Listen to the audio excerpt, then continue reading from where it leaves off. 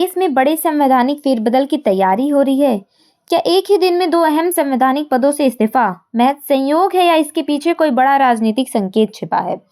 नमस्कार, मैं हूं पूर्णिमा त्रिपाठी और आप देख रहे हैं द खबर वाला। भारतीय राजनीति में उस समय हलचल मच गई जब पश्चिम बंगाल के राज्यपाल सीवी आनंद बोस और लद्दाख के उपराज्यपाल केविंदर गुप्ता ने अपने अपने पदों से इस्तीफा दे दिया।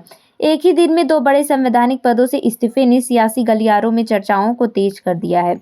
सबसे पहले बात पश्चिम बंगाल की करें तो राज्यपाल सीवी आनंद बोस ने नई दिल्ली में राष्ट्रपति द्रौपदी मुर्मू को अपनी इस्तीफा सौंपा। उन्होंने अपने फैसले के पीछे निजी कारणों का हवाला दिया, साथ ही यह भी कहा कि लगभग 3.5 वर्षों तक इस पद की जिम्मेदारी निभाने के बाद अब वे व्यक्तिगत कारणों से पद छोड़ रहे हैं। गौरतलब है कि उनका कार्यकाल अभी पूरा नहीं हुआ था।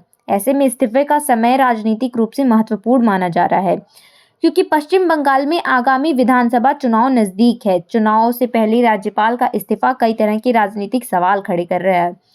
इस्तीफा के तुरंत बाद तमिलनाडु के वर्तमान राज्यपाल आर.एन. रवि को पश्चिम बंगाल का अतिरिक्त कार्यभार सौंप दिया गया है। यह व्यवस्था तब तक रहेगी जब तक नए राज्यपाल की नियुक्ति नहीं होती। अब बात लद्दाख की करें तो लद्दाख के उपराज्यपाल केविंदर गुप्ता ने भी अपने पद से इस्तीफा दे दिया है। वे जुलाई 2025 में लद्दाख के तीसरे उपराज्यपाल नियुक्त किए गए थे। उनका कार्यकाल भी अभी शेष था। ऐसे में उनका इस्तीफा भी अचानक महत्वपूर्ण माना जा रहा है।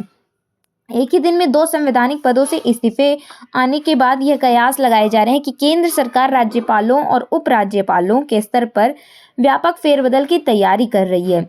हालांकि अभी तक इस संबंध में कोई आधिकारिक विस्तृत बयान जारी नहीं किया गया। संवैधानिक दृष्टि से देखें तो भारतीय संविधान के अनुच्छेद 156 के अनुसार राज्यपाल का कार्यकाल सामान्यतः 5 वर्ष का होता है, लेकिन वे राष्ट्रपति के प्रसाद पर्यंत पद धारण करते हैं। इसका अर्थ है कि वे राष्ट्रपति की इच्छा तक पद पर बने रहते हैं और कभी भी अपना इस्तीफा सौंप सकते हैं। यह प्रावधान उपराज्यपालों पर भी लागू होता है। इस पूरे घटनाक्रम पर पश्चिम बंगाल की मुख्यमंत्री ममता बनर्जी ने चिंता व्यक्त की है। उन्होंने इन अचानक हुए बदलावों को लेकर सवाल उठाए हैं और इसे केंद्र सरकार का एक तरफा निर्णय बताया है।